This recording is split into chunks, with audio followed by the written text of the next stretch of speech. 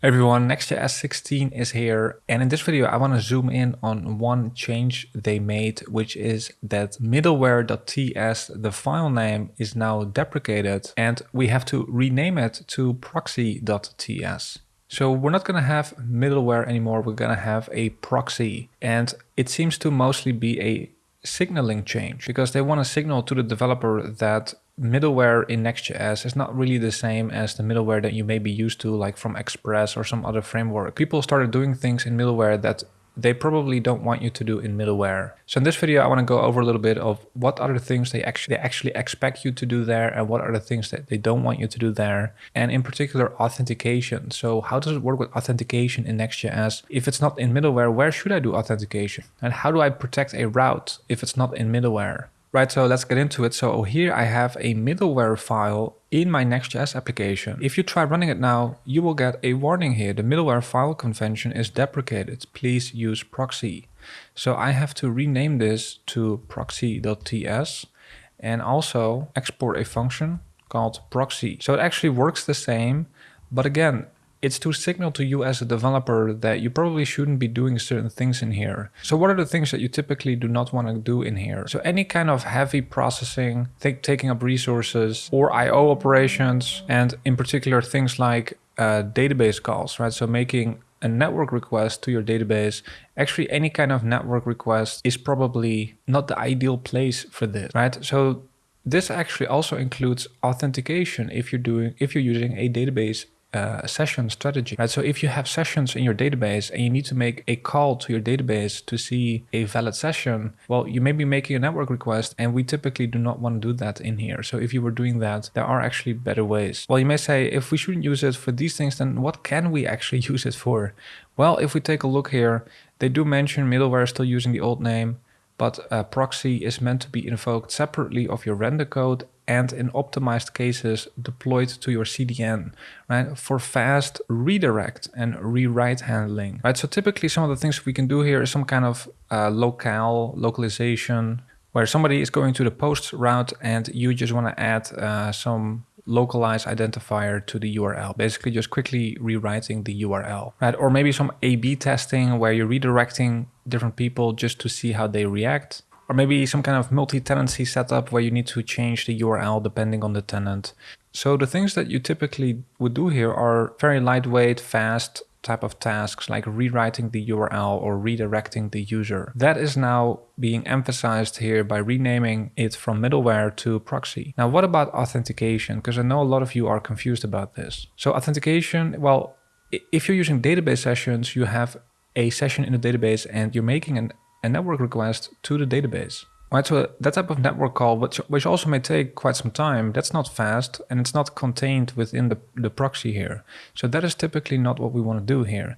Now, what about JSON web tokens? In a token, you actually already have the information to make a decision on the authentication status of the user. In that case, you could say we could stay inside the proxy here. So doing authentication with JSON web tokens in here, would that be okay? I would not recommend it. So let me show you why it's not recommended in my view to do it in here. So first of all, well, actually there was an issue with Next.js middleware that could have been bypassed a few months ago. That actually gave middleware a really bad reputation to do authentication in. Now, from my understanding, that has been fixed. So now you could say, well, if it's been fixed, so now it's been fixed, we should be able to do authentication in here again. Well, in my view, it still is not the best place to do it, and it actually has nothing to do with that security issue mentioned there. There's actually a different reason for why you do not want to do your authentication in here, regardless of your authentication strategy. So let me show you what the problem is with doing authentication in here.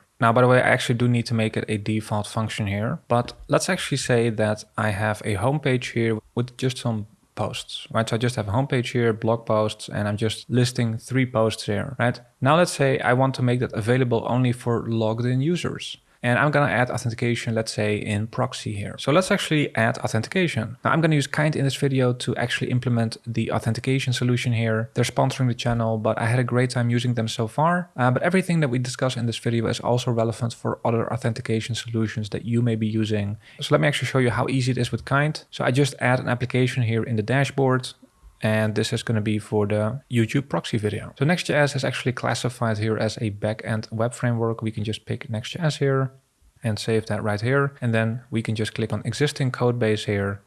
And we just have to set the callback URLs, boom, and boom. And then we just have to install the package. Now, as of recording, this Next.js 16 version is still in beta. So I am appending legacy peer dependencies here to install the Kinde package. All right, and then I need to add the environment variables. So I just added them here to .env. Make sure you don't show it to anyone else. I will delete it after recording. Now we can also decide where the user should be redirected to after they log in, for example. So I actually want to redirect them to the homepage. And then we just need to add one API endpoint here in our Next.js app. So Kinde internally in our Next.js app can wire everything up properly. So let me actually copy the path starting from the app folder actually, because in the latest, I don't have a source folder here. It seems that that is not the default anymore. I can do new file and just paste that, and it should correctly like that. Copy and paste this. All right, so that's everything that we need to have authentication set up. Now we can decide what we want to protect. So in this case, the homepage, and we want to use the middleware, or now called Proxy, for this, right? So some people like to do it. It actually makes intuitive sense, but there are some issues with this. All right, and Kinde actually gives us a helper to wrap the incoming request here, where it will check for the authentication status. And then we can just say, well, run this on the homepage, right? So this would be one way of protecting our homepage in this case. So now if I refresh here on the homepage, let's see what happens. I'm not logged in. And indeed, I'm being redirected here to a login page automatically by Kinde, right? So now I can sign up or log in. And actually here in Kinde, I can decide how they should be able to do that. Right? So email plus code, or with phone, or with social connections. I'm going to enable GitHub in this case. Let me actually save that. And now if I refresh on the login page, we actually have a GitHub option here. Now let me actually just create an account first. I will say continue with GitHub, and I'll log in with GitHub. All right, and after signing in with GitHub, I'm actually redirected here to the homepage, which I can now view because I'm logged in, right? So here you can see under application, I have an access token. So this grants me access now. So you may say, well, that looks pretty good, right? This way of doing authentication seems to be all right. Well, actually, there's a really tricky pitfall that you could run into. Now, so when I say homepage, what are we really trying to protect here? You're trying to protect data, right? So data is the most important thing that we have. That's really what we're trying to protect here. So in this case, we have these blog posts, and I only want logged in users to be able to read them. And currently, how am I getting those? Well, here I'm getting them from my database. So here on the homepage, I'm grabbing all the posts, and what are we doing here? We're just mapping over them here on the page to actually render them on the screen. Right here, I'm mapping over them. I have all sorts of markup here, but the data is being retrieved from the database like this, and we're just mapping over them here. So here I'm doing all of that directly here in this page component for the homepage. Now in React applications, of course, we often split things up in separate components. Right, so instead of having all of this markup here directly in this page component, we may actually have this markup as its own component, right? This is cleaner. So I could also put this in a posts list component, right? And then I can remove all of that markup from the page, and we just have a nice clean component here. Now I could pass the data as a prop here, but we can also fetch the data directly in that component because it's a server component, right? So I can also fetch the data not in here, but in this component. Right, so now the data, the posts in this case, retrieving them from this component. Right, and now here I have cleaned up the home page. I have my posts list here, and the data is now in here. So now everything is still okay because the data is part of the home page, because the data is being fetched on the home page, and we are protecting the home page in here. Right, with our proxy and the matcher being the home page. So far so good. Now the risky thing is that you could accidentally reuse this component in which you are getting the data on some other page. Because with React, we have reusability at the top of our minds, right? So React developers are quite eager to reuse components, to reuse existing components. So you or somebody else could use this component on some other page. Right, so here I have another page, and maybe you or somebody else on your team, for some reason, this component ends up on some other page. And now if I go to /other, I can see the data on this page as well. Now I am still logged in, so I still have that token here. So let me actually add a logout link. So with Kinde, they describe it really well in the documentation here. We can add a logout link. Let me actually just add that somewhere so I can easily remove my token. I will just use that here. So now I have a logout. So if I go to the home page, if I now click on logout, I'm going to be redirected to the home page, which is still protected with middleware, right? That's still protected. So now you can see if I try to go to localhost 3000, I cannot go there. It's properly protected. But remember, we have that other page. If I go to /other, I can actually still view the posts here, even though I am not logged in, right? So you can see I do not have a token, but I now have access to this data. And this is because what's happening here, we are only protecting the home page here. However, we have reused that component in which we do data fetching on some other page that is not matched here in the matcher. So the core risk here is that you access data on pages you have not properly added to the matcher here. So as you're developing your application or you have other people on your team and the application grows and grows and becomes more complex, the risk that you forget about adding the page here to the matcher, right? So what you could say is, well, I'm just going to add /other here and it's fixed, right? So now if I do this, and now if I refresh here, I will be redirected to the login page, so I cannot access it anymore. Yes, that is true. You could manually add it here, but this is not robust, that we have to manually keep track of all the pages where we access data, right? So we need a more robust authentication solution here. So this is the real risk of doing authentication in middleware, in my view. It's simply that the matcher may get out of sync with where you're actually accessing data.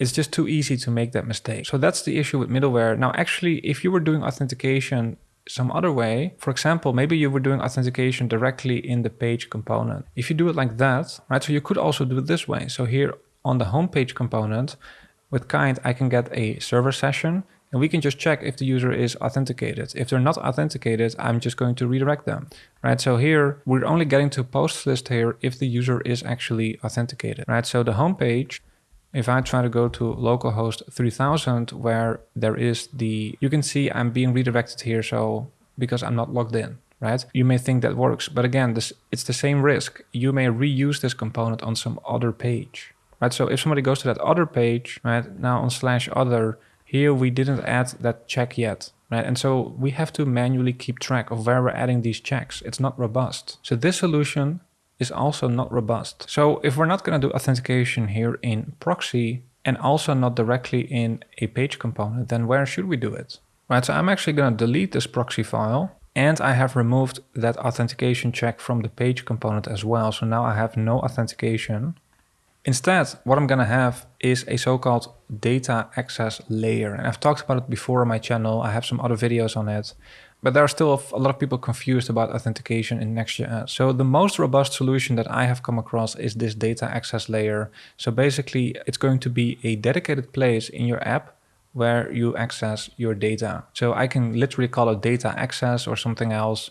And then you may have other tables in your database, right? So you could have one file per table. In this case, I have only posts. And then in here, I do all my data access, right? So this data access layer is actually also recommended for new projects by Next.js itself. Okay, you can find that here. Now, what does that mean? Well, it just means that you're going to do all the data access in here. So if you're accessing data in any other place in your app, for instance, what we just did in here, right? So here I'm accessing data. Well, I'm not going to do that in here anymore. I'm going to extract that out into its own dedicated place. And I'm going to call that, well, I'm going to call that get all posts, right? Just a function. And in here, I'm accessing data from my database, right? So I'm getting all the posts and I'm just returning it from this function, which means I'm not going to access it here anymore, right? So I'm not going to do anything with my database in any other place in my app. I'm going to remove this. I'm going to remove this. Now, my component here still needs the post. So how does it get the data? Well, it just uses this function, right? So if I just copy this function, I can still get the posts like this, right? So here, I'm going to use that function now to get the post. So technically, it will, under the hood, it will still run in the same way. It's just a different way of structuring the code so that we as developers are less likely to make a mistake here. Because what we can do now, we can couple the authentication check with the data access, right? So right now, I still don't have any authentication here. So what we're going to do here is before we actually access the data, right before, as close as, right before, that's where we're going to do the authentication check or authorization checks, seeing if the user has the right roles or permissions, right? So all the authentication, authorization, we want to do it directly here before we actually access data, right? So previously we were trying to do that either in middleware or in directly on the page component. Well, instead of that, I'm actually doing it in this function here. So I can still use this client server session. I'm going to get the authentication status of the user and I could redirect them, or we can do some other things. But the point here is we have this check right before we access data. And then if we only use this function now in our application, that means we always have this check included. It comes with it, right? So this function has some baggage, which is the actual auth check here. So if we just use this, if I try to go to the home page, you will see that I'm being redirected here to the login page. And also if I try to go to that /other page, if I now go there, you see I'm also being redirected here. So now that is actually protected because the only place where I'm getting the data is with this function, and this function comes with that authentication check baked in. And this is just a function for getting all the posts, but of course we can also have a need somewhere in our application to get a particular post by ID. We just have we can just create one function for that, and it comes again with an authentication check, because let's say we only want authenticated users to be able to access any posts. Well, because we only want logged in users to be able to access it. But it can also be for your other CRUD operations like creating or deleting, right? So here, when creating a post, I'm also going to interact with my database here, right? I only want logged in users to be able to create posts, right? So I also create a dedicated function for that. It comes with the auth check baked in. So wherever I'm using this in my app, I don't have to worry about manually updating that array of matchers in the proxy.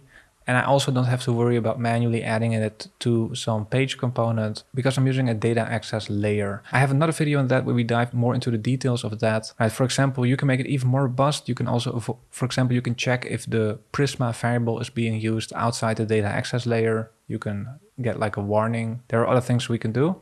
And of course, if you don't like to repeat this, we could perhaps create like a higher order function, right? So there's ways to improve this, but I think you get the point, which is you probably do not want to do authentication in middleware or what's now called Proxy. You want to do it in a data access layer. So in my view, the data access layer should be the default that you go for in terms of authentication. Now there are some exceptions. What we are doing right now is on the home page, I'm using the posts list, and on this other page, I also have posts list, right? And in that component, getting that data from our database, right? So it doesn't matter how it's written, the underlying, it will still run the same. So what I mean by that is this is the same as just writing this in here like this. Of course, properly formatted, but it runs the same, right? So this is just like a way for us as developers to clean up, right? To structure it better for ourselves so we can properly structure our code. But it runs under the hood the same way. Same with React components, right? So we could have all this logic and all this markup. We could also have it directly here on this, right, on the page here, what we had before. Fundamentally, we are still doing this check here on the page, actually. So like we saw before. So, right, so technically it still runs the same. It's just that we have restructured things to make it less likely that we make mistakes. So technically we are still doing this authentication check, right? It's just here in this, right? It's just that we've written it in this post list component. And actually not even that, we used another function for that to structure it even better, but fundamentally it still runs the same. Right, so what that means is here we are checking for the user's session. Right, so here I showed you before that I have a JSON web token here in my cookies. Right, so if you're checking if the user is logged in, what you can do in Next.js, if you were doing authentication yourself, you could use the cookies function. There's also headers, right? So the incoming request, you can do something with that. Now in this case, I'm using a third-party solution, Kinde, which has many benefits. And when you do that, they under the hood may be using cookies for you, right? It's just easier to do it with Kinde than doing authentication myself. I would not recommend doing authentication yourself. There's so many things to take care of. It's just easier to use this solution. But under the hood, it does use something like cookies, right? To check. And when you do that, your page may become dynamically rendered, as it's called. So I have a different video on static rendering, dynamic rendering of your pages. I highly recommend you check that out as well.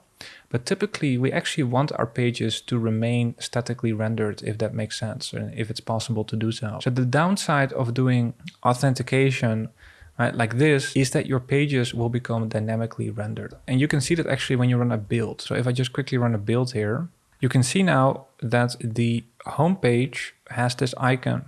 This means it's dynamically rendered now. And the other page also has this icon of dynamically rendered. That is because you're doing the authentication technically still on the page itself. Now that is not the end of the world typically, because data that is behind a logged in should probably be personalized to the user. So we probably cannot realistically do static rendering for that anyway. However, there are some scenarios where you actually do want to try static rendering. For example, in my app here, I have blog posts.